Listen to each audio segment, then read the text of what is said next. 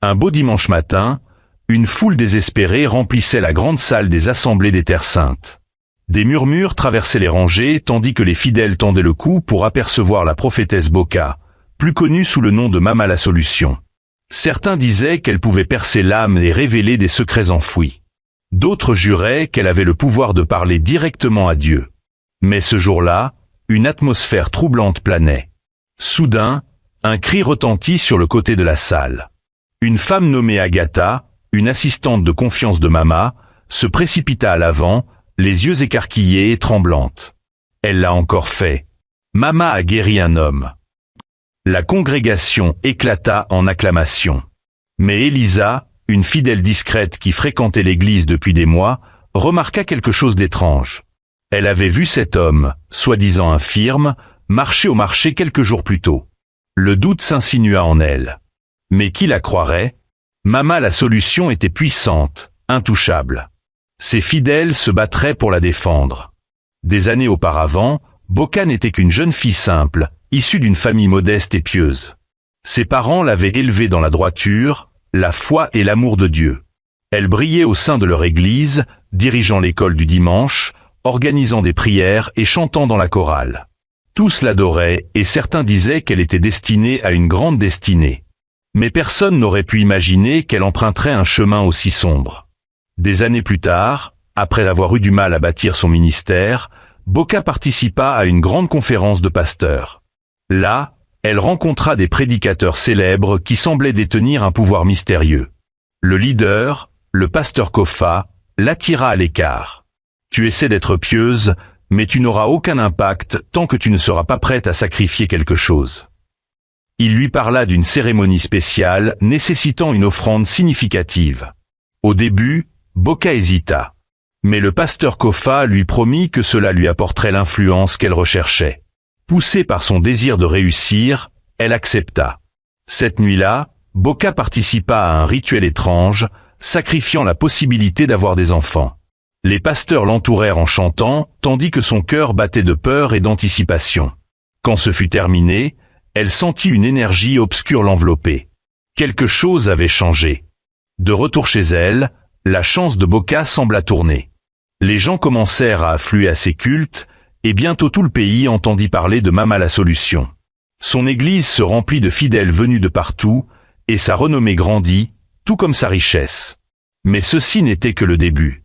Inconnu de ses fidèles, Boka cachait un sombre secret. Sous son apparence humaine se trouvait une créature mi-humaine, mi-serpent, issue d'un mystérieux pacte aquatique. Chaque nuit, Boka quittait sa luxueuse demeure pour se glisser silencieusement dans la rivière derrière son manoir. Là, elle disparaissait sous l'eau pour rejoindre le royaume marin où elle avait prêté allégeance. Transformée en une créature aux écailles sombres, elle retrouvait d'autres pasteurs et prophètes liés au même pacte occulte. Dans ce royaume, la reine marine, une figure terrifiante aux traits serpents, lui accordait des visions et des pouvoirs en échange de sa loyauté, de son âme et de son humanité. Le prix le plus douloureux était sa stérilité, un sacrifice qu'elle avait accepté pour obtenir autorité et influence. Dans son église, personne ne se doutait de rien. Pour eux, Boka était une prophétesse sainte. Ses services attiraient des foules désespérées en quête de miracles et de délivrance. Certains donnaient tout, argent, bétail, et même des objets de famille précieux. Boka introduisit bientôt de nouvelles pratiques étranges. Chaque membre reçut un miroir, qu'elle appela le miroir de la vie. Ce miroir, disait-elle avec autorité, est béni par le Tout-Puissant. Regardez-le chaque matin, parlez-lui, et il vous révélera ce qui a besoin d'être guéri en vous. Les fidèles vénéraient ces miroirs, croyant qu'ils les rapprochaient de Dieu. En réalité, les miroirs étaient des outils occultes connectés au royaume marin, permettant à Mama de scruter leur vie, leurs faiblesses et leurs peurs. Un dimanche, elle appela une femme nommée Fina à l'avant. « Hier soir, tu t'es disputé avec ton mari à propos de son travail, n'est-ce pas ?» dit-elle avec un sourire en coin. Fina resta bouche bée. « Comment le savez-vous » La congrégation éclata en cris d'émerveillement, fascinée par les pouvoirs de Mama. Mais Boka avait simplement utilisé son miroir pour invoquer l'esprit de Fina la nuit précédente. Bientôt, elle commença à vendre de l'eau bénite et de l'huile miracle, dans des bouteilles modestes mais à des prix exorbitants. Ses fidèles, aveuglés par leur foi, continuaient à affluer, ne réalisant pas qu'ils nourrissaient un culte dirigé par une force bien plus sombre qu'ils ne pouvaient l'imaginer. Boka agitait ses mains au-dessus des objets, affirmant qu'il pouvait guérir n'importe quelle maladie, résoudre tous les problèmes de couple et même apporter des bénédictions financières. Lorsqu'Elisa vit une mère en difficulté donner ses dernières économies pour une petite bouteille d'huile miracle, elle serra les poings, sentant ses soupçons s'approfondir. Le dimanche suivant, la voix de la prophétesse Boka résonna dans l'église tandis qu'elle scrutait la congrégation de ses yeux perçants. Son regard s'arrêta sur un jeune homme assis au milieu de la salle. Il s'appelait Obina, un récent diplômé de retour au pays après avoir étudié à l'étranger. Accompagné de sa mère, il était venu visiter l'église de Boka, ayant entendu parler des révélations divines de Mama la Solution. Il pensait qu'il était sage de venir chercher une bénédiction. Le visage de Boka s'illumina, tandis qu'elle lui fit signe d'avancer. « Jeune homme, venez à l'avant, s'il vous plaît. » Obina hésita, mais sa mère le poussa doucement en murmurant. « Vas-y, cela pourrait être ta bénédiction. » En s'avançant vers l'autel, Obina sentit son cœur s'emballer. Boka leva la main dans un geste qui semblait empreint de révélation divine. Prenant une profonde inspiration, elle déclara d'une voix dramatique. « Le Seigneur m'a révélé quelque chose de troublant, mon fils. » L'assemblée se figea, suspendue à ces paroles. Boka regarda Obina avec gravité, secouant lentement la tête. « Jeune homme, ta batterie de vie est dangereusement faible. Je vois des ténèbres devant toi si rien n'est fait. » Obina sentit son cœur battre encore plus vite. « Batterie de vie ? Qu'est-ce que cela signifie, Mama ?» Boka posa une main rassurante sur son épaule, sa voix baissant pour intensifier la tension. « Cela signifie, mon fils, que si rien n'est fait rapidement, tu ne vivras pas pour voir tes 30 ans. Mariage, enfant, tout cela te sera perdu, à moins que tu n'agisses maintenant. » Le visage d'Obina devint livide. Sa mère poussa un cri, portant une main à sa poitrine. Mais Boka continua, levant la main comme pour offrir de l'espoir. « Le Seigneur a prévu une solution. Il existe un moyen de recharger ta batterie de vie, de t'assurer une vie longue et prospère. » Elle se pencha vers lui, ses yeux brillants d'intensité. « Tu dois faire un sacrifice, une semence puissante, quelque chose qui te coûte vraiment. Car le Seigneur bénit ceux qui donnent de tout leur cœur. » La mère d'Obina le serra fort, les yeux écarquillés d'inquiétude. « Quel genre de sacrifice, Mama ?» Boka hocha la tête comme si elle s'y attendait. « Le Seigneur m'a révélé que la vie de ton fils peut être renouvelée par le sacrifice d'une vache. Pas n'importe quelle vache, mais une vache forte, en bonne santé et sans défaut. » Obina sentit son esprit vaciller à cette idée.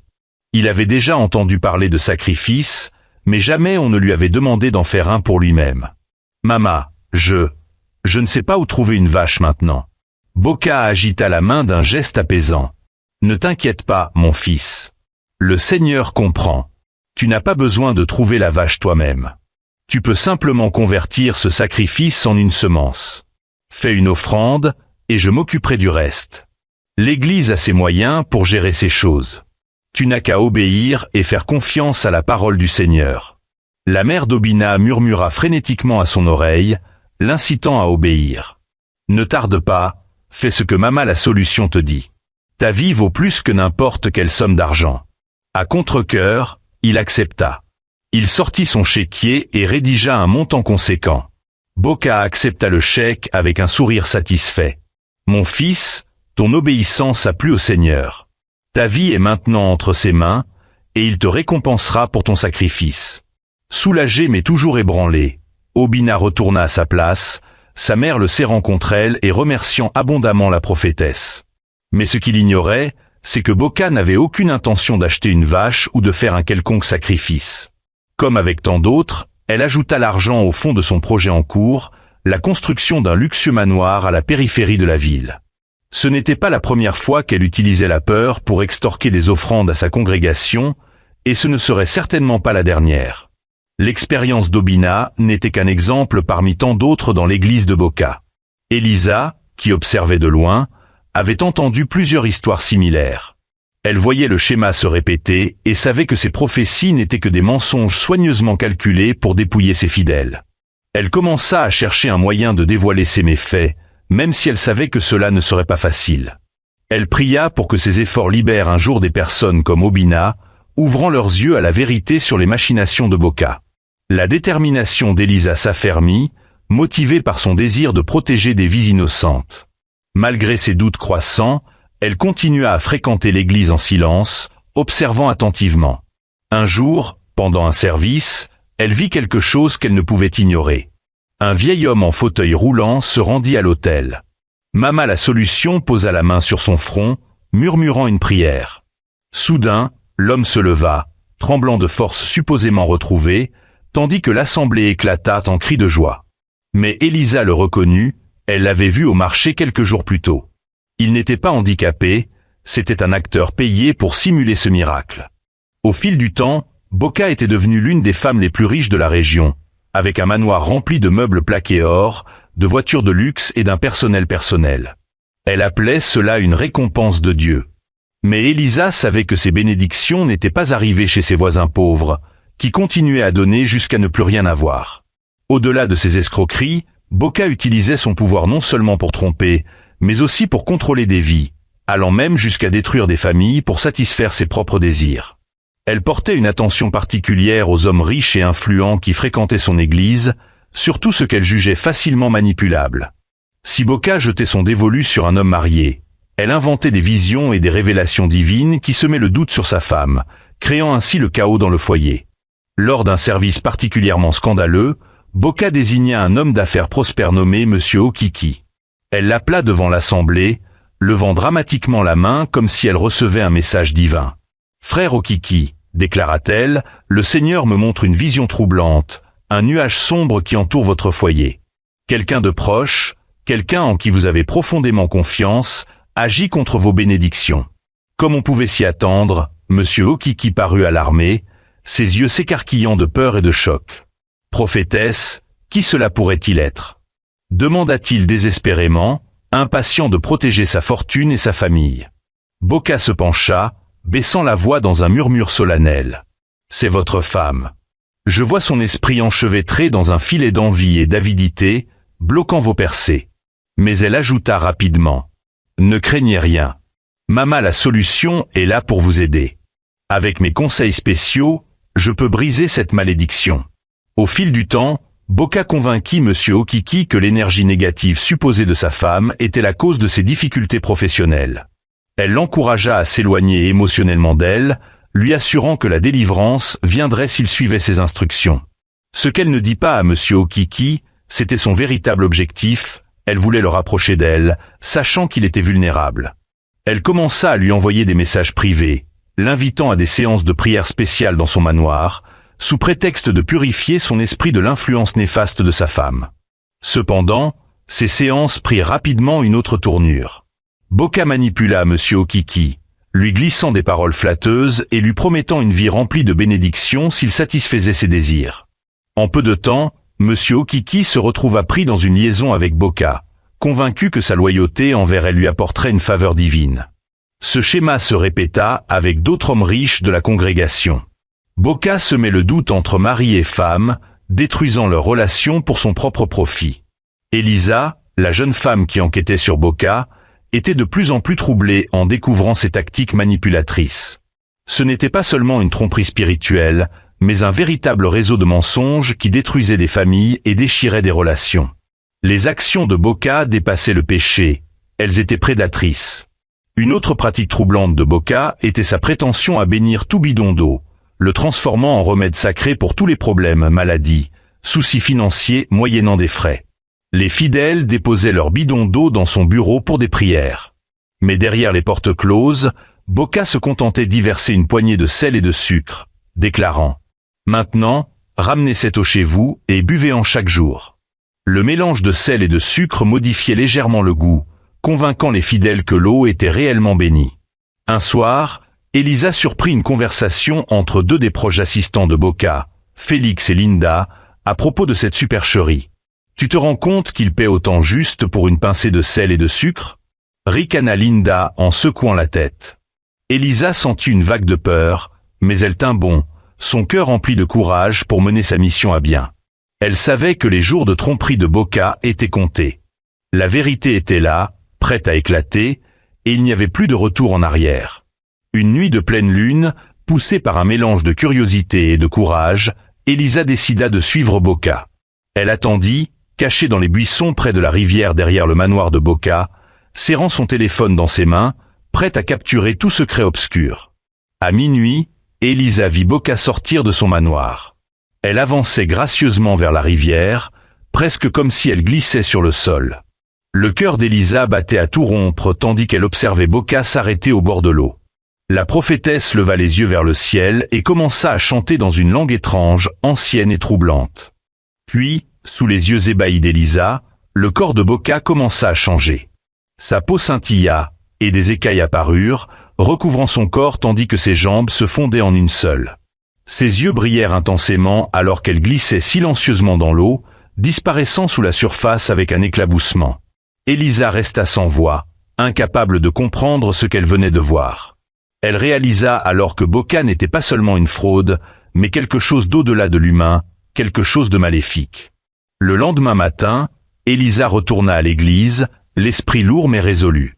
Elle savait désormais que sa mission n'était pas seulement de révéler les pratiques frauduleuses de Boca, mais d'exposer les forces dangereuses qu'elle utilisait. Mais Boca, consciente des soupçons grandissants d'Elisa, la surveillait. Pendant le service, son regard perçant se posa sur Elisa, son sourire aussi tranchant qu'une lame. Lors de l'appel à l'autel ce jour-là, Boca annonça qu'elle avait une bénédiction spéciale pour une personne appelée à accomplir une mission divine. Elle fixa Elisa du regard, qui se figea lorsqu'elle l'entendit l'appeler. Elisa, avancez. La voix de Boca était douce, mais teintée d'une menace subtile. Le Seigneur m'a montré que vous portez un lourd fardeau.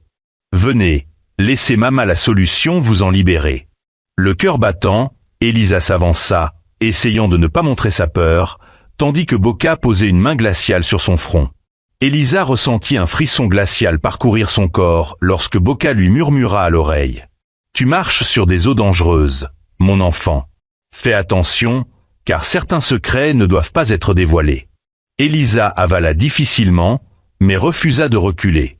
Elle poursuivrait sa mission pour exposer Boca, bien qu'elle comprît maintenant que les enjeux étaient bien plus élevés qu'elle ne l'avait imaginé. Il n'y avait plus de retour en arrière. Le courage d'Elisa devint sa lumière guide, tandis qu'elle continuait à rassembler des preuves contre Boca. Chaque jour qui passait dévoilait de nouvelles couches de tromperie et de manipulation sombres, confirmant que l'influence de Boca allait bien au-delà des faux miracles. Il était maintenant clair pour Elisa que sa mission dépassait la simple dénonciation des mensonges de Boca. Il s'agissait de libérer des âmes innocentes enchaînées par les pratiques sinistres de Boca. Lorsqu'Elisa finit par publier ses enregistrements, photos et témoignages dans les médias, le monde fut sous le choc. Les révélations se propagèrent comme une traînée de poudre, exposant les faux miracles, les guérisons mises en scène et les connexions occultes de Boca. Les fidèles qui l'avaient autrefois vénéré réagirent avec incrédulité, se sentant trahis par celle qu'ils appelaient Mama la solution. Beaucoup pleurèrent ouvertement, déplorant les années et l'argent qu'ils avaient consacrés à son ministère, pour finalement réaliser que tout n'avait été qu'une illusion soigneusement orchestrée. Lors de son ultime intervention à l'église, Elisa s'adressa à la congrégation avec des paroles empreintes de sagesse. « Mes frères et sœurs, cette expérience m'a appris une leçon cruciale. Ce n'est pas parce que quelqu'un se dit prophète ou serviteur de Dieu qu'il l'est réellement. Nous devons faire preuve de discernement et de vigilance, en cherchant la vérité au-delà des apparences. Toutes les églises ou maisons de prière ne reflètent pas la lumière de Dieu, et tous ceux qui prétendent être des pasteurs ne sont pas authentiques. » Elisa poursuivit en rappelant que, bien que l'histoire de Boca ait jeté une ombre sombre, cela ne signifiait pas que tous les leaders spirituels étaient des trompeurs. Il existe de véritables serviteurs de Dieu, des hommes et des femmes qui travaillent sans relâche, avec humilité et sincérité, pour apporter l'amour et la vérité de Dieu à son peuple. Ces personnes ne demandent pas de richesses ni de sacrifices étranges. Elles vivent simplement d'une manière qui reflète la bonté et la miséricorde du Tout-Puissant. Merci d'avoir suivi cette histoire. Si elle vous a plu, n'hésitez pas à aimer, à laisser vos commentaires et à vous abonner à ma chaîne. Merci beaucoup, et à très bientôt pour une nouvelle histoire.